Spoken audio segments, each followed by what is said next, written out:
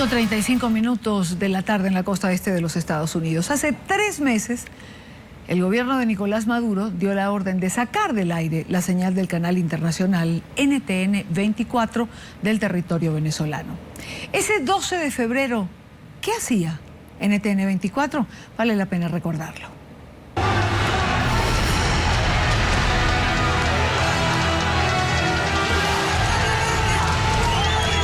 Dos gigantescas marchas se tomaron las calles de Caracas. La Marcha Blanca, convocada por estudiantes y líderes de oposición, que pedía poner en libertad a los universitarios encarcelados en los días previos por haber protestado exigiendo seguridad y libertades. La Marcha Roja, convocada por el gobierno de Nicolás Maduro, heredero de Hugo Chávez y presidente de Venezuela, apoyaba a su líder. NTN 24 informaba. Mucha tensión en Venezuela. La situación se tornó un poco tensa. Solidarizarse con la lamentable situación que atraviesa Venezuela. NTN 24 en el lugar de la noticia. En Venezuela en estos momentos ningún canal de radio ni de televisión transmite a esta hora la marcha opositora. En la tarde, la marcha de la oposición hasta el momento pacífica se tornó violenta. Los opositores culparon a los colectivos armados oficialistas de haber provocado el caos. El oficialismo culpaba a la oposición de incitar a la violencia. Todos sabemos quiénes son los culpables. Ellos quieren provocar a la policía, a la Guardia Nacional. NTN 24 escuchaba y transmitía las palabras del gobierno. Son asesinos, son malos de espíritu y de alma, están enfermos, son dirigidos por unos ex precandidatos presidenciales, Leopoldo López y María Machado, responsables de lo que está ocurriendo. NTN 24 también escuchaba las voces de la oposición. El gobierno es quien ha provocado con represión y con acciones fuera de lugar por parte de la fuerza pública los actos de confrontación entre manifestantes y la fuerza pública. Pero que sepa bien el señor Cabello, nosotros sabemos muy bien quiénes son los responsables, no solo de estas 2 muertes horrorosas que han ocurrido el día de hoy. De repente, la señal de NTN 24 en los cableoperadores DirecTV y Movistar de Venezuela fue apagada. Se ha caído la señal en DirecTV. Continuamos en nuestra página web. Noticia extraordinaria en NTN 24. Mucha atención, nuestra señal fue censurada en Venezuela, pero NTN 24 seguirá informando sobre sus hechos y los de América Latina con la libertad, el respeto, el balance y las garantías que ofrecen los valores democráticos. NTN 24 fue censurado en Venezuela. Sí fue una censura. ¿Por qué? A Nicolás Maduro ya no le conviene que haya una pequeña ventana. Ya las grandes las cerraron, pero que quede una pequeña ventana para que los mismos venezolanos conozcan sobre su propia realidad. No le conviene. El presidente Nicolás Maduro en persona explicó el porqué de su drástica decisión. Fuera del aire. NTN 24. Fue una decisión de Estado, para que lo sepan, pues. Eso hacía NTN 24 el 12 de febrero. Hace exactamente 3 meses el día de hoy. Y más o menos a esta hora nos enteramos de la orden que había dado el gobierno de Venezuela de sacar nuestra señal de las cableoperadoras por un Twitter del embajador ante la ex embajador ante la Organización de Naciones Unidas de Venezuela, Diego Arria. Justo quiero darle la bienvenida al embajador Arria. Gracias por compartir con nosotros. Estábamos, embajador, hace 3 meses usted y yo conversando. Recuerdo que me decía, todavía los puedo ver al aire en mi televisor. Muy buena tarde. Hola, Dani. Sí, lamentablemente esa noticia me tocó dártela porque se filtró por una periodista y ese fue un día terrible lo que tú estás recordando, porque NTN 24 ha sido una voz muy objetiva, pero ha sido la voz que ha siempre promovido la libertad y lo ha hecho con un criterio periodístico impecable, pero el ser impecable para el régimen venezolano es algo muy peligroso. Ahora, doctor Arria, 3 meses después, ¿cuál es su análisis de estos 90 días de protesta continua en Venezuela? O sea, yo oyendo a mi amigo Alfredo Romero, que por cierto tienen un grupo, el Foro Penal, Gonzalo Jimio, Tamara Sujú, extraordinario, en cualquier otro país del mundo, son valientes, defienden. Yo ayer oí a la madre de Leopoldo López, otro buen amigo, Antonieta, que decía, el verdadero preso es el país. Yo creo que en estos 3 meses hemos visto que hay más de 2.000 o 3.000 muchachos presos, pero es todo el país el que está preso, porque en el fondo gran parte de la sociedad ha dejado sobre los hombros la responsabilidad de enfrentar un régimen totalitario, dictatorial, militarizado, entregado a los cubanos como es este, a los más jóvenes, los venezolanos, lo cual es injusto. Yo entiendo perfectamente bien que los jóvenes lo que están luchando es por su futuro. Y ellos saben que su futuro se decide ahora, no dentro de 20 años, y por eso tienen esa pasión y están inspirados por el deseo de poder rescatar la libertad. En estos 3 meses, si no hubiese sido, Idania, por las manifestaciones, protestas de estos muchachos que comenzaron, no olvidemos, en el Táchira por una razón muy distinta, eso permitió que el país se animara y se agitara. Pero algo más, la comunidad internacional por primera vez le puso bajo el radar el tema venezolano.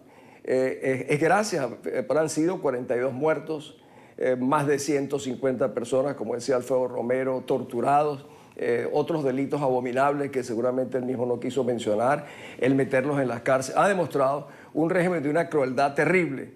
Hoy decía Mary O'Grady en el Wall Street Journal que un régimen que se comporta con una crueldad como esta jamás saldrá voluntariamente del poder y que la única manera que saldrá será el día que los más patriotas decidan hacerlo. Yo vengo ahorita de una gira por Inglaterra y otros países donde veía en todas las entrevistas, Idania, me decían, incluso en la BBC, ustedes han tenido la mala suerte de competir con Ucrania, con la crisis de Ucrania, y por supuesto ha apabullado lo que son los medios de comunicación, y el mundo no ha tomado la verdadera dimensión de la tragedia que vive Venezuela, de las implicaciones regionales que esto tiene y de los problemas que va a tener para el futuro. En síntesis, yo creo que se ha agitado algo. Yo creo que este es un régimen que está en estado terminal, con un jefe de Estado absolutamente colapsado ante su propia gente, ante las fuerzas militares, ante la comunidad internacional, y un régimen que estaba colapsando y que se le ha dado cierto respiro con un proceso llamado de diálogo que realmente ha impedido que otras actuaciones internacionales se produzcan en Venezuela. Cuando usted se refiere a este diálogo que mucha gente se pregunta, embajador Arria, ¿cómo dialogar en estas circunstancias? Es decir, después de las detenciones masivas que se produjeron el jueves pasado en Venezuela, más de 300 muchachos fueron detenidos cuando se desmantelaron los campamentos de resistencia estudiantil en la capital.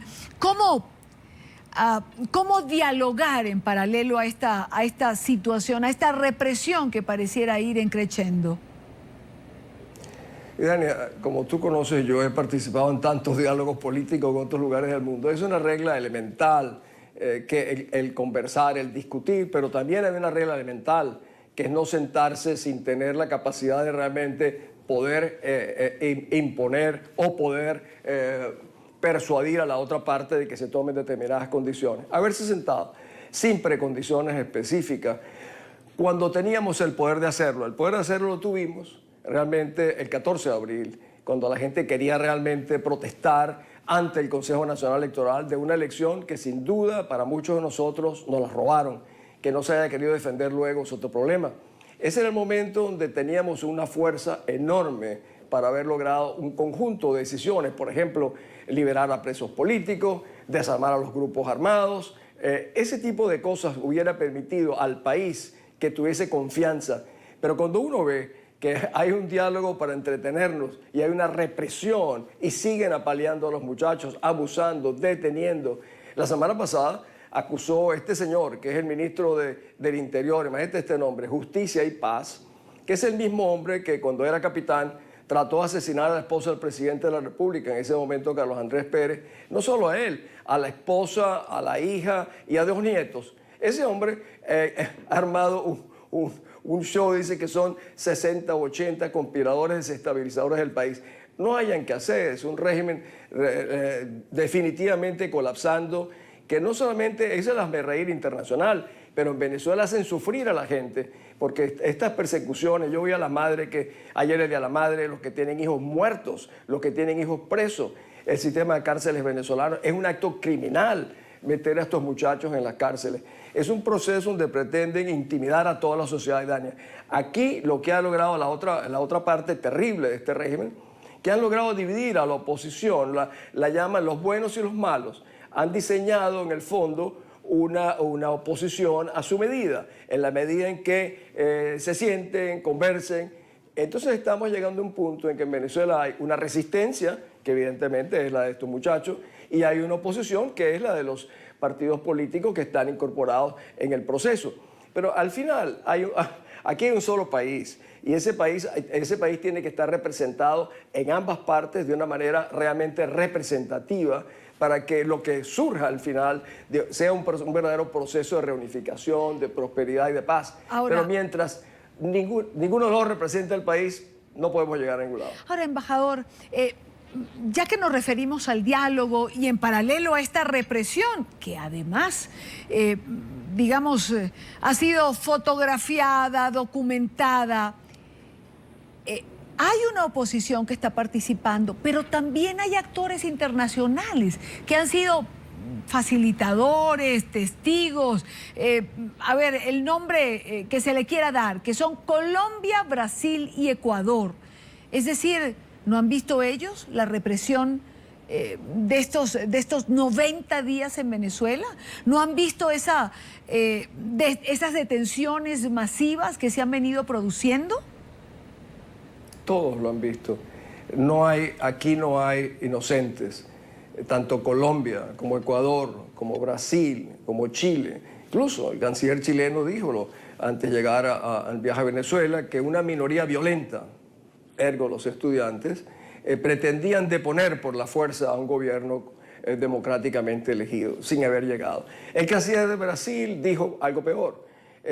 Pedir una ley de amnistía es algo prematuro, y eso lo dicen antes de sentarse en la mesa. No son mediadores, vinieron a acompañar al régimen de lo que llamo el indocumentado, que ocupa la posición de jefe de Estado venezolano. Realmente vinieron a respaldar al régimen, no vinieron realmente a ayudar a un proceso de intermediación o de promoción de la paz en Venezuela, ni nada que se le parezca. El objetivo fundamental era no dejar caer a un régimen que estaba colapsando en ese momento.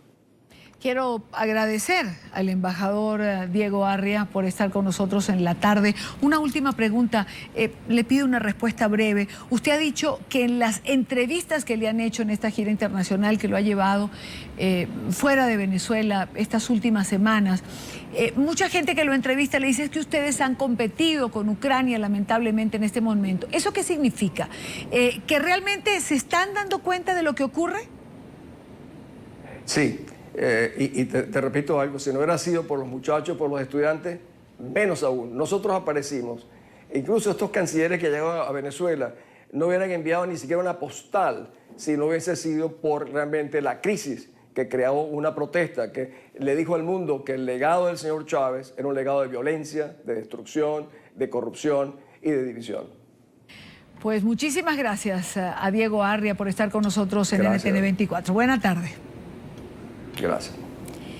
Más allá de la censura de NTN, se han registrado a lo largo de estos 90 días otras múltiples agresiones a la libertad de expresión. Quiero saludar a Carlos Correa, director de la ONG Espacio Público, que está con nosotros, que es una ONG que ha venido documentando precisamente estas agresiones. Carlos, muy buena tarde, gracias por acompañarnos. Muy buenas tardes, un saludo para ti y a toda la gente que a esta hora nos ve y nos escucha. Vale la pena hacer un análisis 3 meses después de lo que ha ocurrido en relación a la libertad de expresión. Bueno, yo creo que ustedes hacían una presentación de algunos elementos. Uno tiene que ver con la censura clara y abierta que se produjo en relación a NT24, pero también nosotros documentamos la situación de libertad de expresión en Venezuela desde hace mucho tiempo. Desde los datos desde el año 2002 hasta ahora, el año pasado fue el mayor número de casos, el segundo mayor número de casos, pero en apenas 2 meses el número de casos acumulados ahora fue el total del 80% del año pasado. Es decir, que en 2 meses este año sin duda puede ser el año con el mayor número de casos. ¿Qué tipo de casos? Bueno, especialmente a fotoreporteros, han sido unas víctimas privilegiadas, un poco por lo que tú decías, que los fotógrafos, los reporteros gráficos son los que están documentando todas las cosas que están ocurriendo, la actuación de los cuerpos de seguridad, y también a los ciudadanos de a pie que están con sus cámaras, con sus equipos tomando fotografías. Eso fue lo que permitió, por ejemplo, conocer qué fue lo que ocurrió efectivamente el día 12 hace tres meses. Es decir, había funcionarios armados en el contexto de una manifestación. Hay que decir que eso en Venezuela está prohibido taxativamente por la Constitución y que buena parte de esos actores allí fueron los que dispararon y son los responsables de las muertes ocurridas en las manifestaciones del día 12. Entonces, el periodismo está cumpliendo el papel de mostrarle a la sociedad qué es lo que ocurre. Ahora, la situación es que hemos tenido a lo largo del tiempo muchísimos casos de censura, están muy preocupados, hay una preocupación por todo lo que se dice en las redes sociales, entonces ha habido varios casos, ha habido desde la censura a las imágenes de Twitter durante unas 6 horas, hasta el bloqueo en la zona de Táchira de todo Internet, en la reducción de la velocidad en algunos lugares, hasta, bueno, la situación de intimidación que se ha dado y el ataque muy frontal a los periodistas que hacen cobertura de los eventos y de los hechos noticiosos, especialmente en el contexto de manifestaciones. Bien que lo decía Carlos Correa, la ONG Espacio Público ha documentado durante mucho tiempo, no ahora, no digamos estos 90 días de crisis, sino desde tiempo atrás, lo que tiene que ver con agresiones a la libertad de expresión. Por eso mismo quiero preguntar, 90 días después de esta protesta continua, ¿Venezuela tiene menos libertad de expresión? Es evidente que en Venezuela se le subió el costo de expresarse libremente. Hay una situación muy grave, yo quiero recordar varios elementos, por ejemplo, la situación que se está viviendo con el papel prensa, es decir, hay varios diarios que tienen poco papel, que han reducido su tiraje, es decir, diarios que tenían 4 cuerpos tienen 1 con 8 páginas, algunos diarios con problemas muy graves, el caso del Universal, por ejemplo, en este momento, el caso del Nacional, y han tenido que recurrir a la solidaridad internacional, específicamente Andidiarios ha permitido que los diarios hayan continuado saliendo por algunas semanas.